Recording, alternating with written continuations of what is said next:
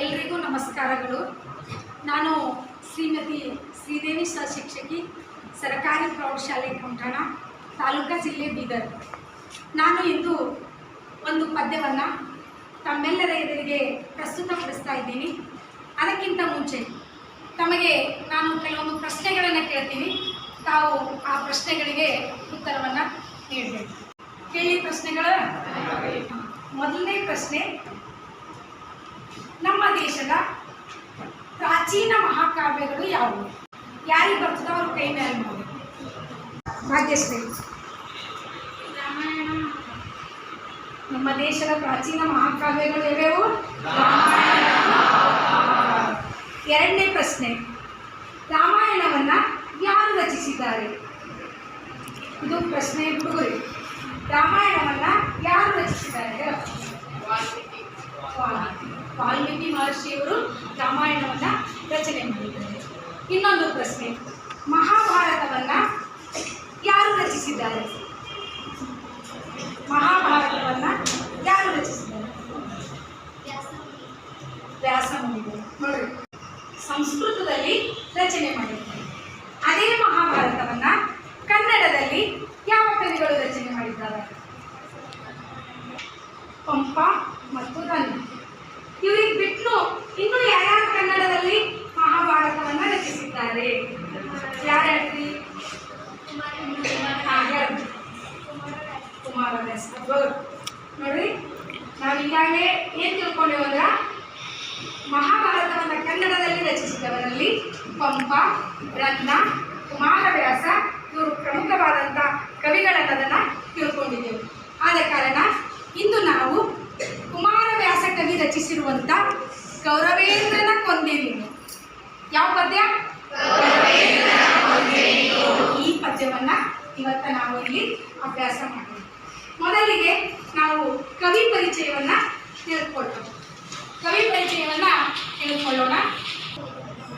ಇವರು ಯಾವಾಗ ಜನ್ಮ ತಾಳಿದ್ದಾರಂದ್ರೆ, ಇವರು 1430ರಲ್ಲಿ ಗದಗ ಪ್ರಾಂತದ ಕೋಳಿವಾಡದಲ್ಲಿ ಎಲ್ಲಿ ಜನ್ಮ ತಾಳ್ಯಾರ? ನೋಡ್ಬೇಕ, ಇವರೇ ಕುಮಾರವ್ಯಾಸ. ಇವರು ಭಾವಚಿತ್ರ ನೀವೆಲ್ಲ ನೋಡಿದ್ರಿ? ಯಾರು ಇವರೇ? ಇವರು ಕುಮಾರವ್ಯಾಸ ಯಾವಾಗ ಜನ್ಮ ತಾಳ್ಯಾರಂದ್ರ 1430ರಲ್ಲಿ ಜನ್ಮವನ್ನ ತಾಳಿದ್ರು. ಅಷ್ಟೇ ಅಲ್ಲದೆ ಇವರಿಗೆ ಚಿಕ್ಕಂದಿನಲ್ಲಿ ಏನಂತ ಹೆಸರಿತ್ತಂದ್ರ ನಾರಾಯಣಪ್ಪ ಅಂತ ಕರಿತಾ ಇದ್ರು. ಗದಗ ಪ್ರಾಂತದವರಾಗಿದ್ದ ಕಾರಣ ಇವರನ್ನ ಏನಂತ ಕರೆದಿದ್ರು? ಗದುಗಿನ ಅನ್ನುವಂಥ ಹೆಸರಿನಿಂದ ಇವರು ಗುರುತಿಸಲ್ಪಟ್ಟರು.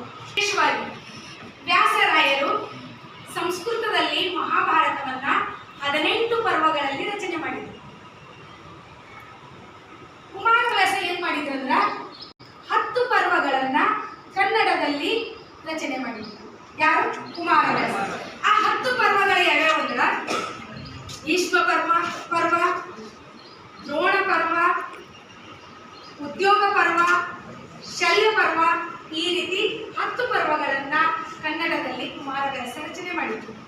ಕುಮಾರವ್ಯಾಸನ ಕೃತಿ ಹೆಂಗದ ಅಂದ್ರ, ಕುಮಾರವ್ಯಾಸ ಕೇವಲ ನೋಡಿ ಪಂಡಿತರಿಗಷ್ಟೇ ಅರ್ಥವಾಗುವಂತೆ ಕಾವ್ಯವನ್ನ ರಚಿಸಿರಲಿಲ್ಲ, ಪಾಮರರಿಗೂ ಅರ್ಥವಾಗುವಂತೆ ಅವರು ಕಾವ್ಯವನ್ನ ರಚನೆ ಮಾಡಿದರು.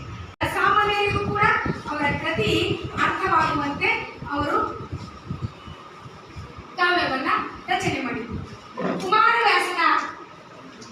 ವ್ಯಾಸ ಅವರು ಯಾವ್ಯಾವ ಕೃತಿಗಳನ್ನ ರಚನೆ ಮಾಡಿದ್ದಾರಂದ್ರ, ಕರ್ನಾಟಕ ಭಾರತ ಕಥಾಮಂಜರಿ. ಈ ಕೃತಿ ಮಕ್ಕಳೇ ಈಗಾಗಲೇ ನೋಡಿದ್ರಿ. ಏನಂದ್ರ ಇದೇ ಕರ್ನಾಟಕ ಭಾರತ ಕಥಾಮಂಜರಿ. ಈ ಪುಸ್ತಕ ಅವ್ರು ಬರೆದಂಥ ಪುಸ್ತಕ. ಈ ಪುಸ್ತಕಕ್ಕೆ ಇನ್ನೂ ಹಲವಾರು ಹೆಸರುಗಳಿಂದ ಕರೆಯಲ್ಪಡ್ತೀವಿ. ಏನಂದ್ರ ಗದುಗಿನ ಭಾರತ ಅಂತ ಕರೀತಾರಂತೆ, ಕುಮಾರವ್ಯಾಸ ಭಾರತ ಅಂತ ಕರೀತಾರ, ಇನ್ನೊಂದು ಕನ್ನಡ ಭಾರತ ಅಂತ ಕೂಡ ಕರೀತಾರೆ. ಕುಮಾರವ್ಯಾಸ ರಚಿಸಿರುವಂಥ ಇನ್ನೊಂದು ಕೃತಿ ಯಾವುದಂದ್ರ ಐರಾವತ. ಇನ್ನೊಂದು ಕೃತಿ ಯಾವುದು? ನೋಡ್ರಿ, ಕುಮಾರವ್ಯಾಸ. ಇಲ್ಲಿ ನಾವು ನೋಡ್ತಾ ಇದ್ದೇವೆ ಕರ್ನಾಟಕ ಭಾರತ ಕಥಾಮಂಜರಿ, ಗದುಗಿನ ಭಾರತ, ಕುಮಾರವ್ಯಾಸ ಭಾರತ, ಕನ್ನಡ ಭಾರತ. ಇದಲ್ಲದೆ ಇನ್ನೊಂದು ಕೃತಿ ರಚನೆ ಮಾಡ್ಯಾರ, ಆ ಕೃತಿ ಐರಾವತ. ಅರ್ಥ ಆಯ್ತಾ? ಕುಮಾರವ್ಯಾಸ ಅವರು ತಮ್ಮ ಕಾವ್ಯದಲ್ಲಿ ರೂಪಕ ಅಲಂಕಾರವನ್ನ ವಿಪುಲವಾಗಿ ಬಳಸ್ತಾರೆ. ಹೆಂಗಂದ್ರ ನಾವು ಅಲಂಕಾರಗಳನ್ನ ಅಭ್ಯಾಸ ಮಾಡುವಾಗ ಅಲಂಕಾರಗಳಲ್ಲಿ 2 ವಿಧವನ್ನ ನೋಡಿದ್ದೇವೆ. ಯಾವ್ಯಾವು? 6. ಈ 6 ವಿಧಗಳಲ್ಲಿ ಉಪಮಾ ಅಲಂಕಾರ, ರೂಪಕ ಅಲಂಕಾರ ಅಂತ ತಾವೆಲ್ಲ ಹೆಸರು ಕೇಳಿದ್ವಿ. ಆ ರೂಪಕ ಅಲಂಕಾರವನ್ನ ತಮ್ಮ ಕಾವ್ಯದಲ್ಲಿ ಬಹಳಷ್ಟು ವಿಪುಲವಾಗಿ ಬಳಸಿರುವಂತ ಕಾರಣ ಇವರಿಗೆ ಏನಂತ ಹೆಸರು ಬಂದದು ಅಂದ್ರ ರೂಪಕ ಸಾಮ್ರಾಜ್ಯ ಚಕ್ರವರ್ತಿ ಅನ್ನುವಂತ ಬಿರುದು ಕುಮಾರವ್ಯಾಸರಿಗೆ ಬಂತು. ಕುಮಾರವ್ಯಾಸರು ಅವರು ಬರೆದಂತ ಈ ಕೌರವೇಂದ್ರನ ಕೊಂದೆ ನೀನು ಅನ್ನುವಂಥ ಪದ್ಯ ಇದೆಯಲ್ಲ, ಇದು ಅವರು ಬರೆದಂತ ಉದ್ಯೋಗ ಪರ್ವ ಅನ್ನುವಂಥ ಒಂದು ಪರ್ವದಿಂದ ಈ ಪದ್ಯವನ್ನ ನಮ್ಮ 10ನೇ ತರಗತಿಗೆ ಅಭ್ಯಾಸಕ್ಕೆ ಅಳವಡಿಸಿಕೊಳ್ಳಲಾಗಿದೆ. ಇವತ್ತ ಈ ಪದ್ಯದ ಬಗ್ಗೆ ತಿಳ್ಕೊಳ್ಳೋಣ. ಶೀರ್ಷಿಕೆ ಬಂದಿದೆ ಅಂದ್ರೆ ಯಾಕೆ ಬಂದಿದೆ ಅದನ್ನು ನಾವು ತಿಳ್ಕೊಳ್ಬೇಕಾದ್ರೆ ಮಹಾಭಾರತದ ಸ್ವಲ್ಪ ಪೂರ್ವಕತೆಯನ್ನು ತಿಳ್ಕೊಳ್ಳೋಣ. ಮಹಾಭಾರತದಲ್ಲಿ ಧರ್ಮರಾಜ ಮಯನಿರ್ಮಿತ ಒಂದು ಅರಮನೆಯನ್ನು ಕಟ್ಟಿಸಿರ್ತಾನೆ. ಅದು ಒಂದು ಮಾಯಾ ಅರಮನೆ ಇತ್ತು. ಆ ಅರಮನೆಯನ್ನು ನೋಡಲಿಕ್ಕೆ ಕೌರವರು ಅಲ್ಲಿ ಬಂದಿರ್ತಾರೆ. ಆವಾಗ ದುರ್ಯೋಧನ ಆ ಅರಮನೆಯನ್ನು ನೋಡ್ಲಿಕ್ಕೆ ಹೋಗಿರ್ತಾನ. ಕೆಲವೊಂದು ಕಡೆ ಆ ಅರಮನೆ ಹೆಂಗಿರ್ತದಂದ್ರ ನಡೀತಾ ಇದ್ದಂಗ ನೀರು ಕಾಣಿದಂಗೆ ಕಾಣ್ತದ. ಅಯ್ಯೋ ನೀರಲ್ಲ, ಅಲ್ಲಿ ಹೋಗಬಾರದು ಅನ್ನುವಷ್ಟರಲ್ಲಿ ಒಬ್ಬ ಸೇವಕಿ ಹೇಳ್ತಾಳ, ಇಲ್ಲ ಮಹಾರಾಜರೇ ಅದು ನೆಲ ಅದ. ಅವಾಗ ದುರ್ಯೋಧನ ಹೆಜ್ಜೆ ಇಟ್ಟು ಮುಂದೆ ಹೋಗ್ತಾನೆ. ಹೀಗೆ ಹಲವಾರು ಕಡೆ ನೀರು ಕಂಡಂತೆ ಕಂಡಿದ್ರು ಕೂಡ ಅದು ನೆಲನೇ ಇತ್ತು. ಆ ರೀತಿ ದುರ್ಯೋಧನ ಅರಮನೆಯೆಲ್ಲ ಸುತ್ತಾ ಇರ್ತಾನ. ಮತ್ತೆ ಒಂದು ಕಡೆ ಬಹಳ ದೊಡ್ಡದಾಗಿ ನೀರು ಕಾಣಿಸ್ತದೆ. ಆವಾಗ ಅವ್ನಿಗೆ ಏನು ಅನ್ನಿಸ್ತದಂದ್ರೆ ಎಲ್ಲ ಕಡೆ ಓಡಾಡಿನಿ, ಇದು ಎದಕ್ಕೆ ನೀರು ಆಗ್ತದ ಅಂತ ಅನ್ನಿಸ್ತದೆ. ಸೇವಕಿ ಹೇಳ್ತಾಳ, ಮಹಾರಾಜರೇ ಅಲ್ಲಿ ನೀರಿದೆ ಹೋಗಬೇಡಿ ಅಂತ. ಇವಳು ಸುಮ್ಮನೆ ಹೇಳ್ತಾ ಇದ್ದಾಳ ಅಂತ ತಿಳ್ಕೊಂಡು ಮಹಾರಾಜ ಕಾಲಿಟ್ಟನ ಆ ಒಂದು ನೀರಿನ ಹೊಂಡದಲ್ಲಿ ಬಿದ್ದು ಬಿಡ್ತಾನೆ. ಅದನ್ನು ಕಂಡಂತ ದ್ರೌಪದಿ ನಕ್ಕು ಬಿಡ್ತಾಳೆ. ನೋಡಿ, ಮಹಡಿ ಮೇಲಿರುವಂಥ ದ್ರೌಪದಿ ದುರ್ಯೋಧನ ನೀರಿನ ಹೊಂಡದಲ್ಲಿ ಬಿದ್ದುದನ್ನು ಕಂಡು ನಕ್ಕು ಬಿಡ್ತಾಳೆ. ನಗದಷ್ಟೇ ಅಲ್ಲ, ಅವಳು ಏನು ಒಂದು ಪದ ಹೇಳ್ತಾಳೆ, ಏನಂದ್ರ ಕುರುಡನ ಮಗ ಕುರುಡ. ಈ ಮಾತು ದುರ್ಯೋಧನ ಮನಸ್ಸಿಗೆ ನಾಟ್ಬಿಡ್ತು. ಅವನಿಗೆ ನಿದ್ರೆನೇ ಬರಲ್ಲ. ಹೇಗಾದರೂ ಮಾಡಿ ಪಾಂಡವರ ಮೇಲೆ ಸೇಡು ತೀರಿಸ್ಕೊಳ್ಬೇಕು ಅಂತ ದುರ್ಯೋಧನ ನಿಶ್ಚಯ ಮಾಡಿದ್ದಾಗ ಅವರನ್ನ ದ್ಯೋತ ಕ್ರೀಡೆಗೆ, ಪಗಡೆ ಆಟಕ್ಕೆ ಅವರನ್ನ ಆಹ್ವಾನ ಮಾಡ್ತಾನೆ. ಕೌರವ ಮತ್ತು ಪಾಂಡವರ ಮಧ್ಯೆ ಪಗಡೆ ಆಟ ನಡೀತದ, ಜೂಜು ಆಟ ಅಂತೀವಲ್ಲ, ಜೂಜು ಆಟ ನಡೀತದ. ಆವಾಗ ಅಲ್ಲಿ ಒಂದು ಷರತ್ತು ಇರ್ತದೆ. ಈ ಪಗಡೆ ಆಟದಲ್ಲಿ ಯಾರು ಸೋಲ್ತಾರ ಅವರು 12 ವರ್ಷ ವನವಾಸ, 1 ವರ್ಷ ಅಜ್ಞಾತವಾಸವನ್ನು ಮುಗಿಸ್ಬೇಕಾಗ್ತದೆ. ಆ ಪಗಡೆ ಆಟದಲ್ಲಿ ಈ ದುರ್ಯೋಧನನ ಸೋದರ ಮಾವನಾದಂಥ ಶಕುನಿ ಮೋಸದಿಂದ ಆಟವನ್ನು ಮಾಡಿರ್ತಾನ. ಅದಕ್ಕೆ ಪಾಂಡವರು ಪಗಡೆ ಆಟದಲ್ಲಿ ಸೋತ್ಬಿಡ್ತಾರೆ. ಸೋತಾಗ ಅವರು ಈ 5 ಜನ ಪಾಂಡವರು ಎಲ್ಲಿಗೆ ಹೋಗ್ತಾರಂದ್ರೆ ಅವರು 12 ವರ್ಷ ವನವಾಸ, 1 ವರ್ಷ ಅಜ್ಞಾತವಾಸಕ್ಕೆ ಹೋಗ್ಬಿಟ್ಟು ಅಲ್ಲಿ ಹೋಗಿ ಬಂದ ಮೇಲೆ ಅವರು ತಮ್ಮ ಅರ್ಧ ರಾಜ್ಯವನ್ನ ಕೊಡುವಂತ ದುರ್ಯೋಧನನ ಹತ್ತಿರ ಪ್ರಸ್ತಾಪ ಇಡ್ತಾರೆ. ಆವಾಗ ದುರ್ಯೋಧನ ಪಾಂಡವರ ಅರ್ಧ ರಾಜ್ಯ ಕೊಡ್ಲಿಕ್ಕೆ ಒಪ್ಪೋದಿಲ್ಲ. ಏನು ಹೇಳ್ತಾನೆ ದುರ್ಯೋಧನ ಅಂದ್ರ ಗಮನಿಸಬೇಕು, ಒಂದು ಸೂಜಿ ಮೊನ್ನೆಯಷ್ಟು ಕೂಡ ಜಾಗವನ್ನ ಕೊಡೋದಿಲ್ಲ ಪಾಂಡವರಿಗೆ ಅಂತ ಹೇಳಿದ್ರು. ಆವಾಗ ಪಾಂಡವರು ವಿಧಿ ಇಲ್ಲದೇನೆ ಶ್ರೀಕೃಷ್ಣನನ್ನ ಕೌರವರ ಹತ್ತಿರ ಸಂಧಾನಕ್ಕಾಗಿ ಕಳಿಸ್ತಾರೆ. ಸಂಧಾನ ಅಂದ್ರೆ ಒಪ್ಪಿಗೆ ಮಾಡ್ಕೊಳ್ಳಿಕ್ಕೆ ಕಳಿಸ್ತಾರೆ. ಕಳಿಸಿದಾಗ ಕೌರವರ ಹತ್ರ ಹೋಗ್ತಾನ. ನೋಡಿ, ಕೃಷ್ಣ ಯಾವಾಗಲೂ ಧರ್ಮದ ಪರವಾಗಿ ಇರೋ, ಅದಕ್ಕೆ ಧರ್ಮ ಎಲ್ಲರ ಅಂದ್ರೆ ಪಾಂಡವರ ಹತ್ರ ಅಲ್ಲ ಅಂತ ನಂಬಿದ ಶ್ರೀಕೃಷ್ಣ. ಶ್ರೀಕೃಷ್ಣ ಪಾಂಡವರ ಪಕ್ಷದಲ್ಲಿದೆ. ಅದಕ್ಕೆ ಶ್ರೀಕೃಷ್ಣ ಏನು ಮಾಡ್ತಾನಂದ್ರೆ, ಅವನು ವಿದೂರನ ಮನೆಗೆ ಹೋಗ್ತಾನೆ ನೇರವಾಗಿ. ವಿದೂರನ ಮನೆಗೆ ಹೋದ ವಿಷಯ ತಿಳಿದಂಥ ದುರ್ಯೋಧನನಿಗೆ ಬಹಳ ಸಿಟ್ಟು ಬರ್ತದೆ. ಸಂಧಾನಕ್ಕಾಗಿ ಬಂದಂಥ ಕೃಷ್ಣ ನನ್ನ ಹತ್ರ ಬರೋದು ಬಿಟ್ಟು ಎಲ್ಲಿಗೆ ಹೋಗಿದ್ದಾನೆ? ವಿದೂರನ ಹತ್ರ ಹೋಗಿದ್ದಾನೆ ಅಂತ ಸಿಟ್ಟು ಬಂದು ತುಂಬಿದ ಸಭೆಯಲ್ಲಿ ವಿದೂರನನ್ನ ದುರ್ಯೋಧನ ಅವಮಾನಗೊಳಿಸ್ತಾನೆ. ಆವಾಗ ವಿದೂರ ತನ್ನಲ್ಲಿರುವಂಥ ಒಂದು ಬಿಲ್ಲು ಬಾಣನ್ನು ಮುರಿದು ನಾನು ಈ ಯುದ್ಧದಲ್ಲಿ ಭಾಗಿಯಾಗೋದಿಲ್ಲ ಅಂತ ಪ್ರತಿಜ್ಞೆಯನ್ನು ಕೈಗೊಳ್ತಾನೆ. ಇದೇ ಬೇಕಾಗಿತ್ತು ಶ್ರೀಕೃಷ್ಣನಿಗೆ. ಯಾಕಂದ್ರೆ ಇದು ಒಂದು ರಾಜನೀತಿ. ಹೆಂಗಂದ್ರ ಎದುರಾಳಿಯ ಶಕ್ತಿಯನ್ನ ಕುಗ್ಗಿಸ್ಬೇಕಾದ್ರ ಅವ್ರ ಶಕ್ತಿಯನ್ನ ಕುಗ್ಗಿಸುವಂತ ಕೆಲಸ ಇಲ್ಲಿ ಕೃಷ್ಣ ಮಾಡ್ತಾ ಇದ್ದ. ಒಬ್ಬೊಬ್ಬ ವೀರರನ್ನ ಕೌರವ ಪಡೆಯಿಂದ ದೂರ ಸರಿಸ್ತಾ ಇದ್ದ. ಆವಾಗ ಶ್ರೀಕೃಷ್ಣನಿಗೆ ಅನಿಸ್ತು, ಇನ್ನೇ ಕೌರವರ ಪಕ್ಷದಲ್ಲಿ ಬಹಳಷ್ಟು ವೀರನಾದಂಥ ಇನ್ನೊಬ್ಬ ವ್ಯಕ್ತಿ ಯಾರಿದ್ರ? ಕರ್ಣ. ಆ ಕರ್ಣನ ಶಕ್ತಿಯನ್ನ ಹೇಗಾದ್ರೂ ಮಾಡಿ ಕುಗ್ಗಿಸ್ಬೇಕು. ಅಂದಾಗ ಮಾತ್ರ. ಎಲ್ರಿಗೂ ನಮಸ್ಕಾರಗಳು. ನಾನು ಶ್ರೀಮತಿ ಶ್ರೀದೇವಿ ಶಿಕ್ಷಕಿ, ಸರ್ಕಾರಿ ಪ್ರೌಢಶಾಲೆ ಕೊಂಠಾಣ, ತಾಲೂಕಾ ಜಿಲ್ಲೆ ಬೀದರ್. ನಾನು ಇಂದು ಒಂದು ಪದ್ಯವನ್ನು ತಮ್ಮೆಲ್ಲರ ಎದುರಿಗೆ ಪ್ರಸ್ತುತಪಡಿಸ್ತಾ ಇದ್ದೀನಿ. ಅದಕ್ಕಿಂತ ಮುಂಚೆ ತಮಗೆ ನಾನು ಕೆಲವೊಂದು ಪ್ರಶ್ನೆಗಳನ್ನು ಕೇಳ್ತೀನಿ. ತಾವು ಆ ಪ್ರಶ್ನೆಗಳಿಗೆ ಉತ್ತರವನ್ನು ನೀಡಬೇಕು. ಆಗಲೇ ಕೇಳಿ ಪ್ರಶ್ನೆಗಳು. ಮೊದಲನೇ ಪ್ರಶ್ನೆ, ನಮ್ಮ ದೇಶದ ಪ್ರಾಚೀನ ಮಹಾಕಾವ್ಯಗಳು ಯಾವುವು? ಯಾರಿಗೆ ಬರ್ತದೋ ಅವ್ರ ಕೈ ಮೇಲೆ ನೋಡಿ. ನಮ್ಮ ದೇಶದ ಭಾಗ್ಯಶ್ರೀ. ನಮ್ಮ ದೇಶದ ಪ್ರಾಚೀನ ಮಹಾಕಾವ್ಯಗಳು ಯಾವ್ಯಾವು? ಎರಡನೇ ಪ್ರಶ್ನೆ, ರಾಮಾಯಣವನ್ನ ಯಾರು ರಚಿಸಿದ್ದಾರೆ? ಇದು ಪ್ರಶ್ನೆ ಹುಡುಗರಿ. ರಾಮಾಯಣವನ್ನ ಯಾರು ರಚಿಸಿದ್ದಾರೆ? ವಾಲ್ಮೀಕಿ ಮಹರ್ಷಿಯವರು ರಾಮಾಯಣವನ್ನ ರಚನೆ ಮಾಡಿದ್ದಾರೆ. ಇನ್ನೊಂದು ಪ್ರಶ್ನೆ, ಮಹಾಭಾರತವನ್ನ ಯಾರು ರಚಿಸಿದ್ದಾರೆ? ಮಹಾಭಾರತವನ್ನ ಯಾರು ರಚಿಸಿದ್ದಾರೆ? ವ್ಯಾಸ ಮುನಿಗಳು. ನೋಡಿ, ಸಂಸ್ಕೃತದಲ್ಲಿ ರಚನೆ ಮಾಡಿದ್ದಾರೆ. ಅದೇ ಮಹಾಭಾರತವನ್ನ ಕನ್ನಡದಲ್ಲಿ ಯಾವ ಕವಿಗಳು ರಚನೆ ಮಾಡಿದ್ದಾರೆ? ಪಂಪ ಮತ್ತು ರನ್ನ. ಇವರಿಗೆ ಬಿಟ್ಟು ಇನ್ನು ಯಾರ್ಯಾರು ಕನ್ನಡದಲ್ಲಿ ಮಹಾಭಾರತವನ್ನ ರಚಿಸಿದ್ದಾರೆ? ಯಾರ್ಯಾರು? ಕುಮಾರವ್ಯಾಸ. ನೋಡ್ರಿ, ನಾವು ಈಗಾಗಲೇ ಏನು ತಿಳ್ಕೊಂಡೇವು ಅಂದ್ರೆ, ಮಹಾಭಾರತವನ್ನು ಕನ್ನಡದಲ್ಲಿ ರಚಿಸಿದವರಲ್ಲಿ ಪಂಪ, ರನ್ನ, ಕುಮಾರವ್ಯಾಸ ಇವರು ಪ್ರಮುಖವಾದಂಥ ಕವಿಗಳನ್ನದನ್ನು ತಿಳ್ಕೊಂಡಿದ್ದೆವು. ಆದ ಕಾರಣ ಇಂದು ನಾವು ಕುಮಾರವ್ಯಾಸ ಕವಿ ರಚಿಸಿರುವಂಥ ಕೌರವೇಂದ್ರನ ಕೊಂದೇನು ಯಾವ ಪದ್ಯ? ಈ ಪದ್ಯವನ್ನು ಇವತ್ತು ನಾವು ಇಲ್ಲಿ ಅಭ್ಯಾಸ ಮಾಡೋಣ. ಮೊದಲಿಗೆ ನಾವು ಕವಿ ಪರಿಚಯವನ್ನು ತಿಳ್ಕೊಳ್ಳೋಣ. ಕವಿ ಪರಿಚಯವನ್ನು ತಿಳ್ಕೊಳ್ಳೋಣ. ಇವರು ಯಾವಾಗ ಜನ್ಮ ತಾಳಿದ್ದಾರಂದ್ರೆ, ಇವರು 1430ರಲ್ಲಿ ಗದಗ ಪ್ರಾಂತದ ಕೋಳಿವಾಡದಲ್ಲಿ ಎಲ್ಲಿ ಜನ್ಮ ತಾಳ್ಯಾರ?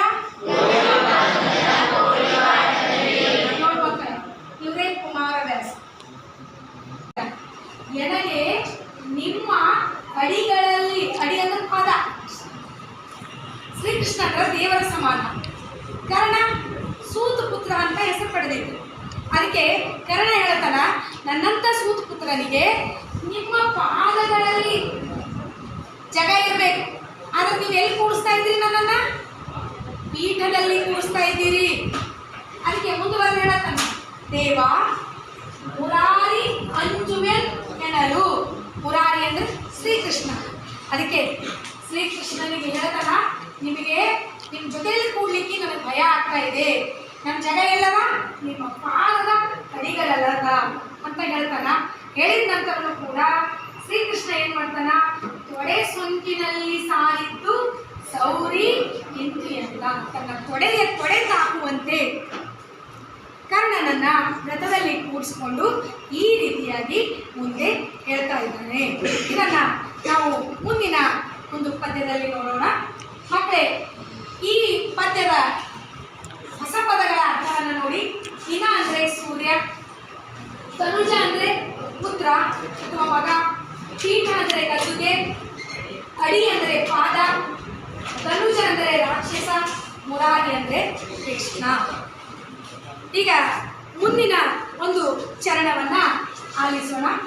ನೋಡಿ ಮಕ್ಕಳೇ, ಇಲ್ಲಿ ಶ್ರೀಕೃಷ್ಣ ಕರ್ಣನಿಗೆ ಹೇಳ್ತಾ ಇದ್ದಾನೆ ಏನಂದ್ರೆ, ಭೇದ ಇಲ್ಲ ಎಲೆ ಕರ್ಣ,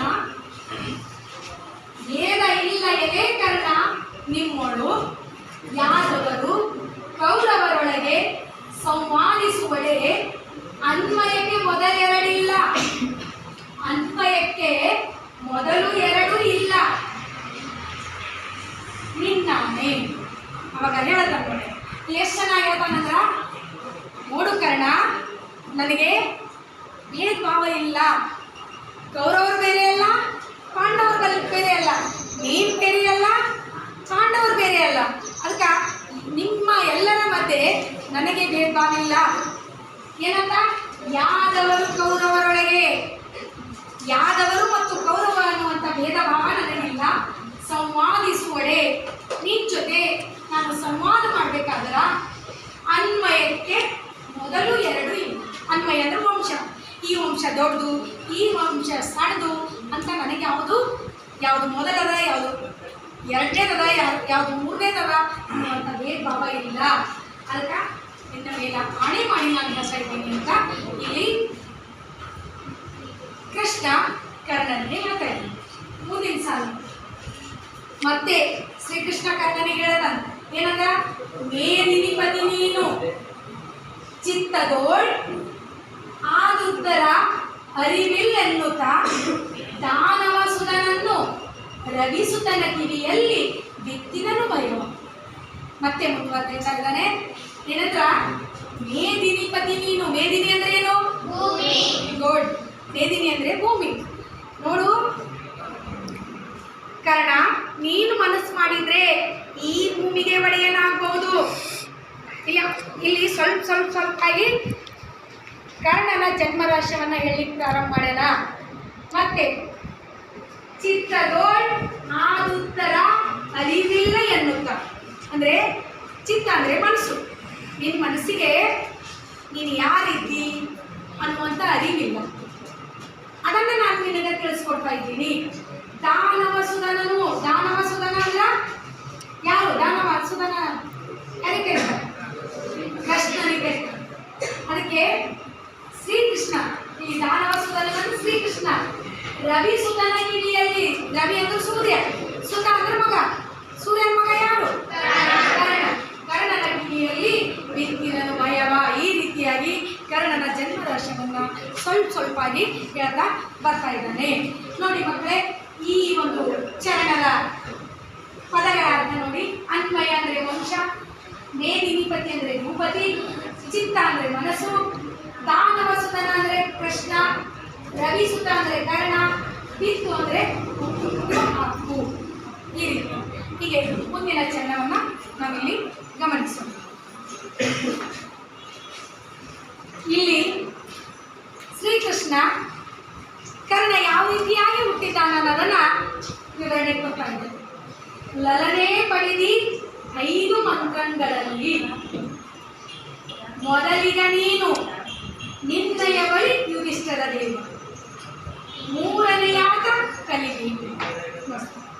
ಲಲನೆ ಅಂದ್ರ ಯಾರಿಗೆ ಕರೀತಾರಂದ್ರ ಒಬ್ಬ ಯುವತಿಗೆ ಕರೀತಾರೆ. ಇಲ್ಲಿ ಕುಂತಿಯನ್ನ ಲಲನೆ ಅಂತ ಕರೀತಾರೆ. ಕುಂತಿ ಹೆಸರು ಕೇಳಿದ್ರಲ್ಲ, ಕುಂತಿ ಯಾವ ತಾಯಿ? ಪಾಂಡವರ ತಾಯಿ, ಧರ್ಮರಾಜ ಪಾಂಡವರ ತಾಯಿ. ಕುಂತಿ ಚಿಕ್ಕವಳಿದ್ದಾಗ ಕುಂತಿಯ ಬಗ್ಗೆ ಒಂದು ಕಥೆಯನ್ನ ಕೇಳಿ. ಕುಂತಿ ಚಿಕ್ಕವಳಿದ್ದಾಗ ಒಂದ್ಸಲ ಅವ್ರ ಮನೆಗೆ ದುರ್ವ್ಯಾಸ ಮುನಿಗಳು ಬರ್ತಾರೆ. ಆವಾಗ ಕುಂತಿ ಅವರನ್ನ ಬಹಳಷ್ಟು ಆದರದಿಂದ ಸತ್ಕಾರ ಮಾಡ್ತಾಳ, ಅವರನ್ನ ಬಹಳ ಒಳ್ಳೆಯ ರೀತಿಯಿಂದ ಉಪಚಾರ ಮಾಡ್ತಾಳ. ಅದನ್ನ ನೋಡಿದಂಥ ದುರ್ವ್ಯಾಸ ಮುನಿಗಳು ಕುಂತಿಗೆ 5 ವರಗಳನ್ನು ಕೊಡ್ತಾರೆ. ಇವು ಮುಂದೆ ನಿನಗೆ ಕಷ್ಟ ಕಾಲದಲ್ಲಿ ಸಹಾಯಕ್ಕೆ ಬರ್ತಾವ. ಈ ವರಗಳ ಸದುಪಯೋಗ ನೀನು ಮುಂದೆ ಪಡ್ಕೋತಿ ಅಂತ ತಿಳ್ಕೊಂಡು 5 ವರಗಳನ್ನು ಕೊಡ್ತಾರೆ. ಕುಂತಿ ಚಿಕ್ಕವಳಿದ್ದಳು.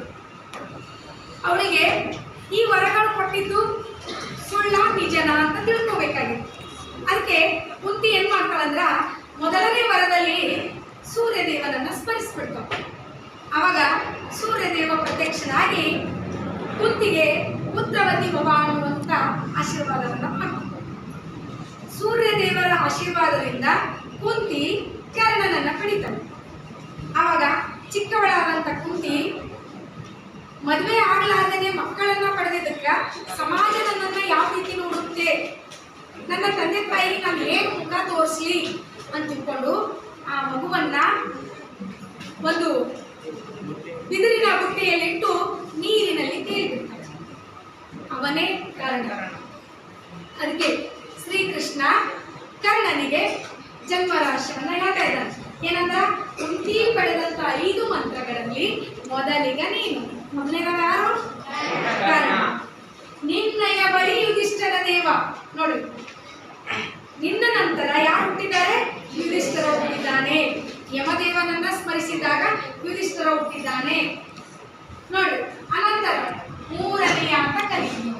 3ನೇದವನಾಗಿ ವೀರಶೂರನಾದ ಭೀಮ ಹುಟ್ಟಿದ್ದಾನೆ ಅಂತ ಹೇಳ್ತಾ ಇದ್ದಾನೆ. ಮುಂದೆ ಫಲ್ಗುಣನು 4ನೇಯಲ್ಲಿ 5ನೇಯಲ್ಲಿ ನಕುಲ ಸಹದೇವರಾದರು.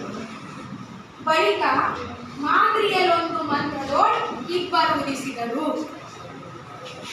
ಆಮೇಲೆ ಹೇಳ್ತಾನೆ ಫಲ್ಗುಣನು 4ನೇಯಲ್ಲಿ. 4ನೇದಾಗಿ ಫಲ್ಗುಣ ಅಂತ ಯಾರಿಗೆ ಅರ್ಜುನ ಯಾರಿಗೆ ಕರೀತಾರ? ಫಲ್ಗುಣ ಅಂತ ಯಾಕೆ ಹೆಸರು ಬಂದದ ಅರ್ಜುನಿಗ? ಯಾರಾದ್ರೂ ಹೇಳ್ರಿ. ಅರ್ಜುನ ಹುಟ್ಟಿದ್ದು ಫಲ್ಗುಣ ಮಾಸದಲ್ಲಿ. ಅದಕ್ಕೆ ಅವನನ್ನ ಫಲ್ಗುಣ ಅಂತ ಕರೀತಾರೆ. ಅದಕ್ಕೆ 4ನೇಯಲ್ಲಿ ಅರ್ಜುನ ಹುಟ್ಟಿದ್ದಾನೆ. ಇನ್ನ 1 ಮಂತ್ರ ಉಳಿದಿತ್ತು. ಆ ಮಂತ್ರ ಅಶ್ವಿನಿ ದೇವತೆಗಳನ್ನ ಸ್ಮರಿಸ್ಕೊಂಡಾಗ ಅದು ಮಾದ್ರಿ ಯಾರು ಅಂದ್ರ ಹೇಳ್ತಾ ಇದ್ದ, ಎನಗೆ ನಿಮ್ಮ ಅಡಿಗಳಲ್ಲಿ, ಅಡಿ ಅಂದ್ರೆ ಪಾದ. ಶ್ರೀಕೃಷ್ಣ ಅಂದ್ರೆ ದೇವರ ಸಮಾನ. ಕರ್ಣ ಸೂತ ಪುತ್ರ ಅಂತ ಹೆಸರು ಪಡೆದಿತ್ತು. ಅದಕ್ಕೆ ಕರ್ಣ ಹೇಳ್ತಾನ, ನನ್ನಂತ ಸೂತ ಪುತ್ರನಿಗೆ ನಿಮ್ಮ ಪಾದಗಳಲ್ಲಿ ಜಾಗ ಇರಬೇಕು. ಆದ್ರೆ ನೀವು ಎಲ್ಲಿ ಕೂಡಿಸ್ತಾ ಇದ್ದೀರಿ? ನನ್ನನ್ನ ಪೀಠದಲ್ಲಿ ಕೂಡಿಸ್ತಾ ಇದ್ದೀರಿ. ಅದಕ್ಕೆ ಮುಂದುವರೆದು ಹೇಳತ್ತಾನ, ದೇವ ಮುರಾರಿ ಅಂಜುವೆನ್ ಎನ್ನಲು. ಮುರಾರಿ ಅಂದ್ರೆ ಶ್ರೀಕೃಷ್ಣ. ಅದಕ್ಕೆ ಶ್ರೀಕೃಷ್ಣನಿಗೆ ಹೇಳ್ತಾನ, ನಿಮಗೆ ನಿಮ್ಮ ಜೊತೆಯಲ್ಲಿ ಕೂಡ್ಲಿಕ್ಕೆ ನನಗೆ ಭಯ ಆಗ್ತಾ ಇದೆ. ನಮ್ಮ ಜಾಗ ಎಲ್ಲವ ನಿಮ್ಮ ಪಾದದ ಕಡಿಗಳಲ್ಲದ ಅಂತ ಹೇಳ್ತಾನ. ಹೇಳಿದ ನಂತರನು ಕೂಡ ಶ್ರೀಕೃಷ್ಣ ಏನ್ ಮಾಡ್ತಾನ, ತೊಡೆ ಸೊಂಕಿನಲ್ಲಿ ಸಾರಿದ್ದು ಸೌರಿ ನಿಂತು ಅಂತ ತನ್ನ ತೊಡೆ ತಾಕುವಂತೆ ಕರ್ಣನನ್ನ ರಥದಲ್ಲಿ ಕೂಡಿಸ್ಕೊಂಡು ಈ ರೀತಿಯಾಗಿ ಮುಂದೆ ಹೇಳ್ತಾ ಇದ್ದಾನೆ. ಇದನ್ನ ನಾವು ಮುಂದಿನ ಒಂದು ಪದ್ಯದಲ್ಲಿ ನೋಡೋಣ. ಮಕ್ಕಳೇ, ಈ ಪದ್ಯದ ಹೊಸ ಪದಗಳ ಅರ್ಥವನ್ನು ನೋಡಿ. ಇನ ಅಂದ್ರೆ ಸೂರ್ಯ, ತನುಜ ಅಂದ್ರೆ ಪುತ್ರ ಅಥವಾ ಮಗ, ಪೀಠ ಅಂದರೆ ಗದ್ದುಗೆ, ಅಡಿ ಅಂದರೆ ಪಾದ, ತನುಜ ಅಂದರೆ ರಾಕ್ಷಸ, ಮುರಾರಿ ಅಂದರೆ ಕೃಷ್ಣ. ಈಗ ಮುಂದಿನ ಒಂದು ಚರಣವನ್ನ ಆಲಿಸೋಣ. ನೋಡಿ ಮಕ್ಕಳು, ಹೇಳ್ತಾ ಇದ್ದಾನೆ, ಎನಗೆ ನಿಮ್ಮ ಅಡಿಗಳಲ್ಲಿ, ಅಡಿ ಅಂದ್ರೆ ಪಾದ.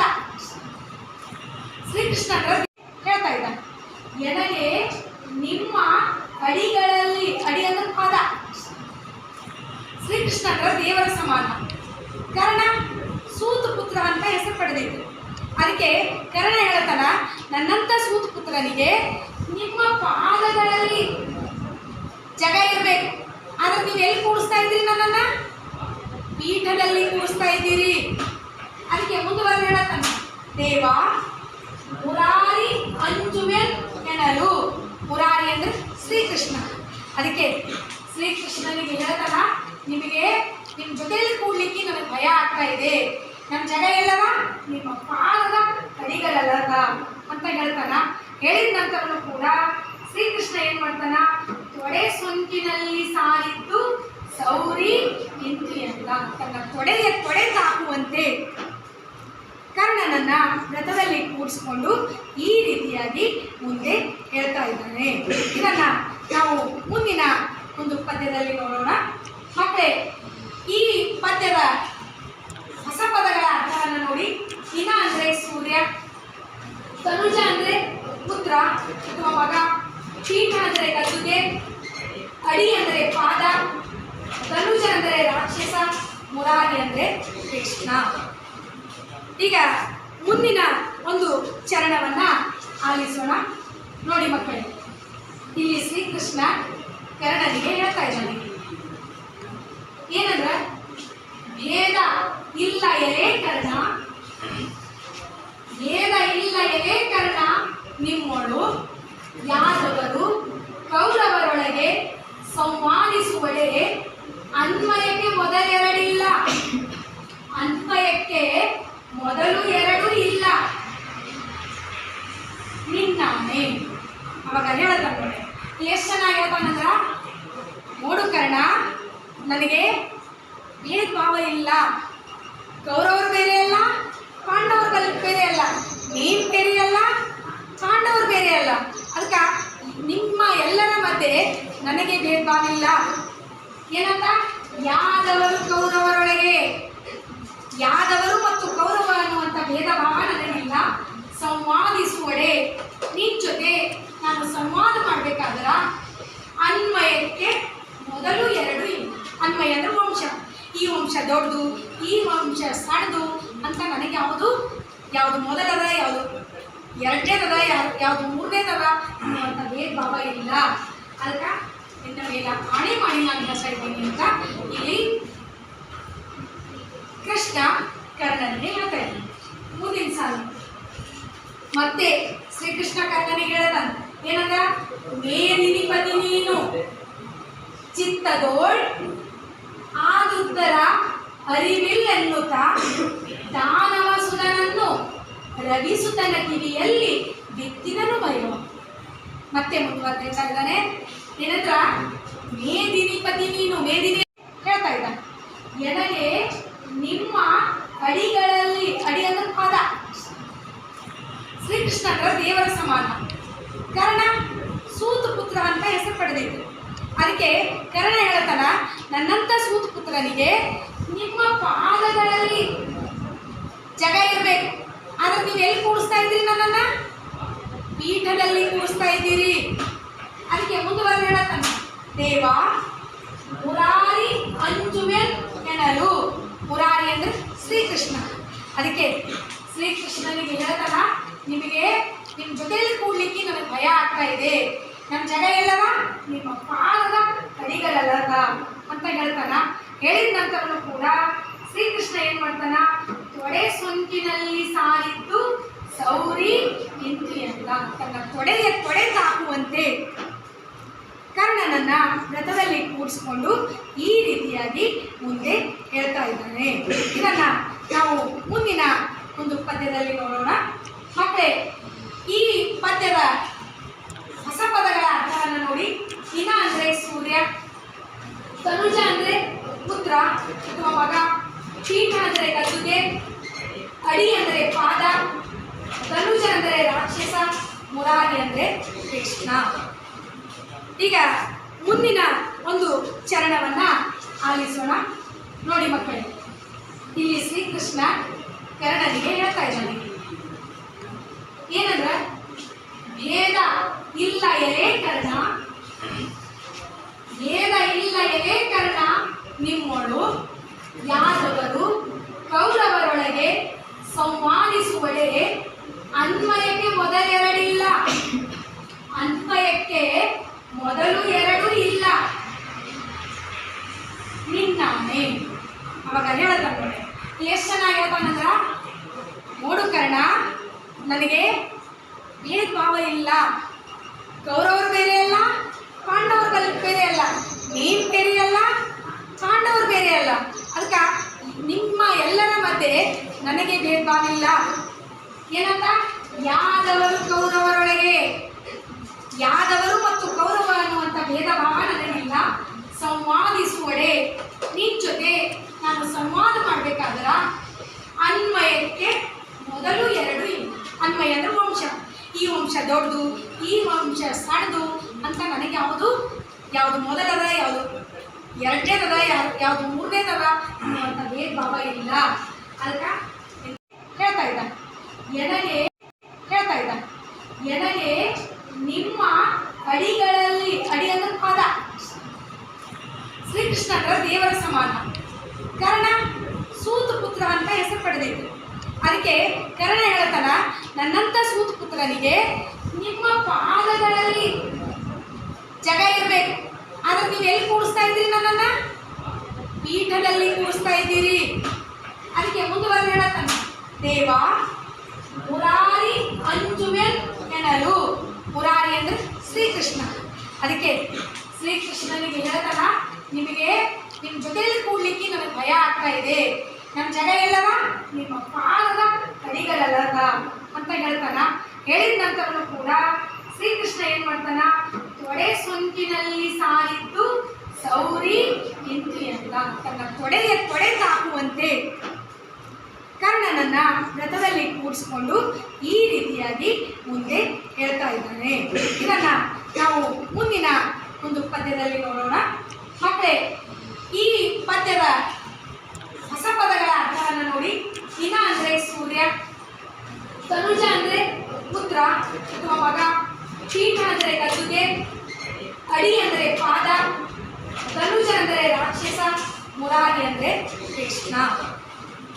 ಈಗ ಮುಂದಿನ ಒಂದು ಚರಣವನ್ನ ಆಲಿಸೋಣ. ನೋಡಿ ಮಕ್ಕಳೇ, ಇಲ್ಲಿ ಶ್ರೀಕೃಷ್ಣ ಕರ್ಣನಿಗೆ ಹೇಳ್ತಾ ಇದ್ದಾನೆ ಏನಂದ್ರೆ, ಭೇದ ಇಲ್ಲ ಎಲೆ ಕರ್ಣ, ಭೇದ ಇಲ್ಲ ಎಲೆ ಕರ್ಣ, ನಿಮ್ಮೊಳು ಯಾದವರು ಕೌರವರೊಳಗೆ ಸಂವಾದಿಸುವಡೆ ಅನ್ವಯಕ್ಕೆ ಮೊದಲೆರಡಿಲ್ಲ. ಅನ್ವಯಕ್ಕೆ ಮೊದಲು ಎರಡು ಇಲ್ಲ. ನಿನ್ನಾನೆ ಅವಾಗ ಹೇಳ್ತಾನೆ ನೋಡಿ, ಎಷ್ಟು ಚೆನ್ನಾಗಿ ಹೇಳ್ತಾನಂದ್ರ, ನೋಡು ಕರ್ಣ, ನನಗೆ ಭೇದ ಭಾವ ಇಲ್ಲ. ಕೌರವರು ಬೇರೆ ಅಲ್ಲ, ಪಾಂಡವರು ಬೇರೆ ಅಲ್ಲ, ನೀನ್ ಬೇರೆ ಅಲ್ಲ, ಪಾಂಡವರು ಬೇರೆ ಅಲ್ಲ. ಅದಕ್ಕೆ ನಿಮ್ಮ ಎಲ್ಲರ ಮಧ್ಯೆ ನನಗೆ ಭೇದ ಭಾವ ಇಲ್ಲ. ಏನಂತ? ಯಾದವರು ಕೌರವರೊಳಗೆ, ಯಾದವರು ಮತ್ತು ಕೌರವ ಅನ್ನುವಂಥ ಭೇದ ಭಾವ ನನಗಿಲ್ಲ. ಸಂವಾದಿಸುವಡೆ ನಿನ್ ಜೊತೆ ನಾನು ಸಂವಾದ ಮಾಡಬೇಕಾದ್ರ ಅನ್ವಯಕ್ಕೆ ಮೊದಲು ಎರಡು ಇಲ್ಲ. ಅನ್ವಯ ಅಂದ್ರೆ ವಂಶ. ಈ ವಂಶ ದೊಡ್ಡದು, ಈ ವಂಶ ಸಣ್ಣದು ಅಂತ ನನಗೆ ಯಾವುದು ಮೊದಲದ, ಯಾವುದು ಎರಡನೇದದ, ಯಾವುದು ಮೂರನೇದದ ಅನ್ನುವಂಥ ಭೇದ ಭಾವ ಇಲ್ಲ. ಅದಕ್ಕೆ ನಿನ್ನ ಮೇಲೆ ಆಣೆ ಮಾಡಿ ನಾನು ಹೇಳ್ತಾ ಇದ್ದೀನಿ ಅಂತ ಇಲ್ಲಿ ಕೃಷ್ಣ ಕರ್ಣನಿಗೆ ಹೇಳ್ತಾ ಇದ್ದಾನೆ. ಮುಂದಿನ ಸಾಲು ಮತ್ತೆ ಶ್ರೀಕೃಷ್ಣ ಕರ್ಣನಿಗೆ ಹೇಳ್ತಾನೆ ಏನಂದ್ರ, ಮೇದಿನಿಪತಿ ನೀನು ಚಿತ್ತದೋಳ್ ಆದುತ್ತರ ಅರಿವಿಲ್ಲೆನ್ನುತ್ತ ದಾನವ ಸುಧನನ್ನು ರವಿಸುತನ ಕಿವಿಯಲ್ಲಿ ಬಿತ್ತಿದನು ಭೈರವ. ಮತ್ತೆ ಮುಂದುವರ್ತಾ ಇದ್ದಾನೆ ಏನಂದ್ರ, ಮೇದಿನಿಪತಿ ನೀನು. ಮೇದಿನಿ ಅಂದ್ರೆ ಏನು? ಗೋಲ್ಡ್. ಮೇದಿನಿ ಅಂದ್ರೆ ಭೂಮಿ. ನೋಡು ಕರ್ಣ, ನೀನು ಮನಸ್ಸು ಮಾಡಿದ್ರೆ ಈ ಭೂಮಿಗೆ ಒಡೆಯನಾಗಬಹುದು. ಇಲ್ಲಿ ಸ್ವಲ್ಪ ಆಗಿ ಕರ್ಣನ ಜನ್ಮರಹಸ್ಯವನ್ನ ಹೇಳಲಿಕ್ಕೆ ಪ್ರಾರಂಭ ಮಾಡ್ಯಾನ. ಮತ್ತೆ ಚಿತ್ತದೋಳ್ ಆದುತ್ತರ ಅರಿವಿಲ್ಲ ಎನ್ನುತ್ತ, ಅಂದ್ರೆ ಚಿತ್ತ ಅಂದ್ರೆ ಮನಸ್ಸು. ನಿನ್ನ ಮನಸ್ಸಿಗೆ ನೀನು ಯಾರಿದ್ದಿ ಅನ್ನುವಂಥ ಅರಿವಿಲ್ಲ. ಅದನ್ನ ನಾನು ನಿನಗೆ ತಿಳಿಸ್ಕೊಡ್ತಾ ಇದ್ದೀನಿ. ದಾನವ ಸುಧನನು, ದಾನವ ಸುಧನ ಅಂದ್ರ ಯಾರು? ದಾನವ ಸುಧನ ಯಾರಿಗೆ ಕರೀತಾರೆ? ಕೃಷ್ಣನಿಗೆ.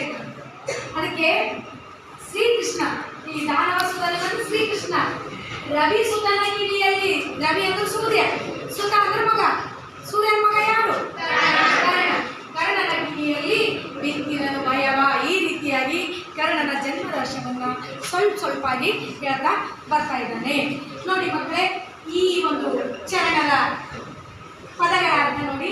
ಅನ್ವಯ ಅಂದರೆ ವಂಶ, ಮೇದಿನಿಪತಿ ಅಂದರೆ ಭೂಪತಿ, ಚಿತ್ತ ಅಂದರೆ ಮನಸ್ಸು, ದಾನವಸುತನ ಅಂದರೆ ಕೃಷ್ಣ, ರವಿಸುತ ಅಂದರೆ ಕರ್ಣ, ಬಿತ್ತು ಅಂದರೆ ಹಕ್ಕು. ಈ ರೀತಿ ಹೀಗೆ ಮುಂದಿನ ಚರಣವನ್ನು ನಾವಿಲ್ಲಿ ಗಮನಿಸೋಣ. ಇಲ್ಲಿ ಶ್ರೀಕೃಷ್ಣ ಕರ್ಣ ಯಾವ ರೀತಿಯಾಗಿ ಹುಟ್ಟಿದ್ದಾನ ಅನ್ನೋದನ್ನ ವಿವರಣೆ ಕೊಡ್ತಾ ಇದ್ದಾರೆ. ಲಲನೆ ಪಡೆದಿ 5 ಮಂತ್ರಗಳಲ್ಲಿ ಮೊದಲಿಗ ನೀನು ನಿನ್ನಯ ಬಳಿ ಯುಧಿಷ್ಠಿರ ದೇವ, ಮೂರನೆಯಾತ ಕಲಿಬೇಕು. ಲಲನೆ ಅಂದ್ರ ಯಾರಿಗೆ ಕರೀತಾರಂದ್ರ ಒಬ್ಬ ಯುವತಿಗೆ ಕರೀತಾರೆ. ಇಲ್ಲಿ ಕುಂತಿಯನ್ನ ಲಲನೆ ಅಂತ ಕರೀತಾರೆ. ಕುಂತಿ ಹೆಸರು ಕೇಳಿದ್ರಲ್ಲ,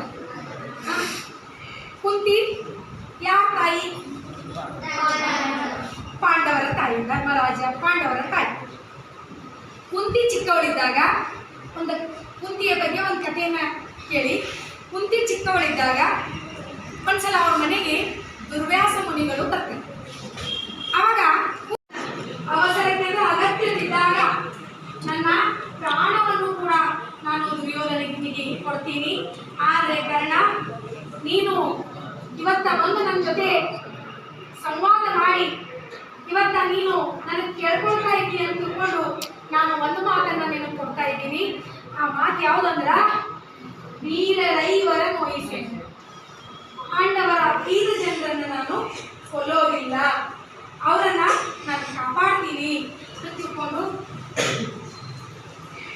ಕಾಪಾಡ್ತೀನಿ. ಅದು ಯಾರ ಮೇಲೆ ಆಣೆ ಅಂತ ಹೇಳ್ತಾನ? ರಾಜೀವ ಸಕನ ಆಣೆ.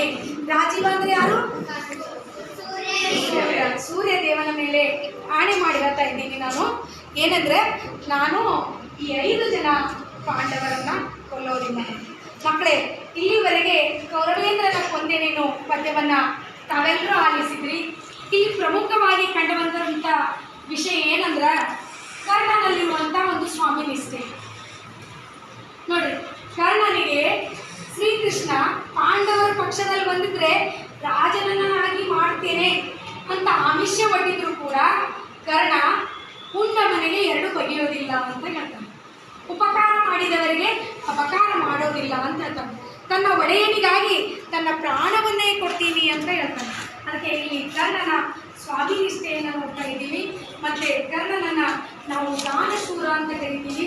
ಅದಕ್ಕೆ ಮಹಾಭಾರತದ ಪಾತ್ರದಲ್ಲಿ ಈ ಒಂದು ಮಹಾಭಾರತದಲ್ಲಿ ಕರ್ಣನ ಪಾತ್ರ ಬಹಳಷ್ಟು ವಿಶಿಷ್ಟವಾಗಿ ನಾವು ನೋಡ್ತೇವೆ. ಹೆಂಗಂದ್ರೆ ಕುಮಾರವ್ಯಾಸ ಕರ್ಣನ ಒಬ್ಬ ಶ್ರೇಷ್ಠ ವ್ಯಕ್ತಿಯನ್ನಾಗಿ ಮಾಡಿದ್ದಾನೆ.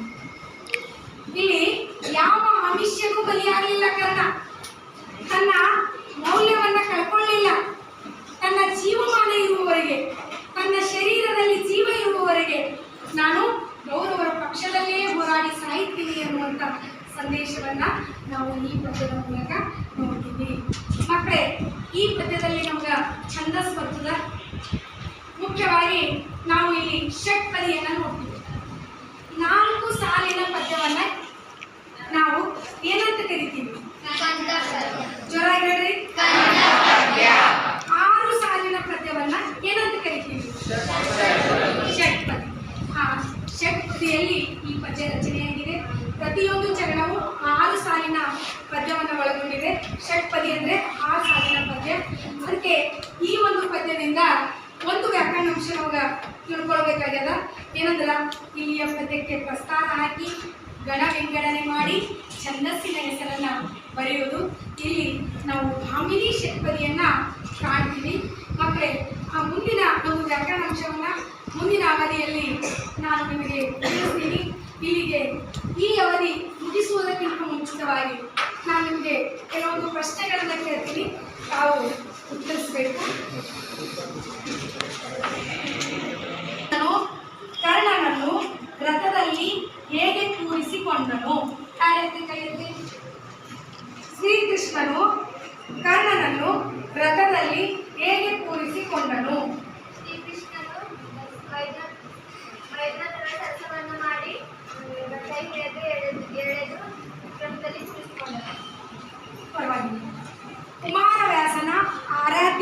ಯಾರು?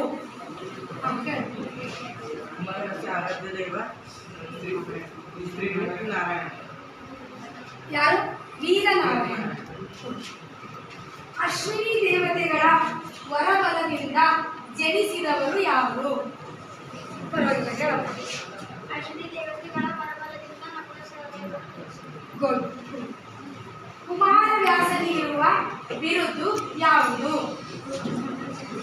ನೀನು ಐಶ್ವರ್ಯ. ರೂಪಕ ಸಾಮ್ರಾಜ್ಯ ಚಕ್ರವರ್ತಿ. ನಾರಾಯಣಪ್ಪನಿಗೆ ಕುಮಾರವ್ಯಾಸನೆಂಬ ಹೆಸರು ಏಕೆ ಬಂತು? ವ್ಯಾಸರು ರಚಿಸಿದ ಸಂಸ್ಕೃತ ಮಹಾಭಾರತವನ್ನು ಕನ್ನಡದಲ್ಲಿ ಕರ್ನಾಟಕ ಭಾರತ ಕಥಾಮಂಜರಿ ಎಂದು ರಚಿಸಿದ್ದರಿಂದ ಈ ಹೆಸರು ಬಂದಿದೆ. ಪರವಾಗಿಲ್ಲ. ಇಲ್ಲಿವರೆಗೆ ಹೇಳಿರುವಂಥ ಪದ್ಯ ನಮಗೆ ಅರ್ಥವಾಗಿದೆ ಅಂತ ತಿಳ್ಕೊತೀನಿ. ಮುಂದಿನ ಅವಧಿಯಲ್ಲಿ ನಾವು ವ್ಯಾಕರಣಾಂಶವನ್ನು ಬೋಧಿಸೋಣ. ಇಲ್ಲಿಗೆ ಈ ಪದ್ಯವನ್ನು ಮುಕ್ತಾಯಗೊಳಿಸೋಣ.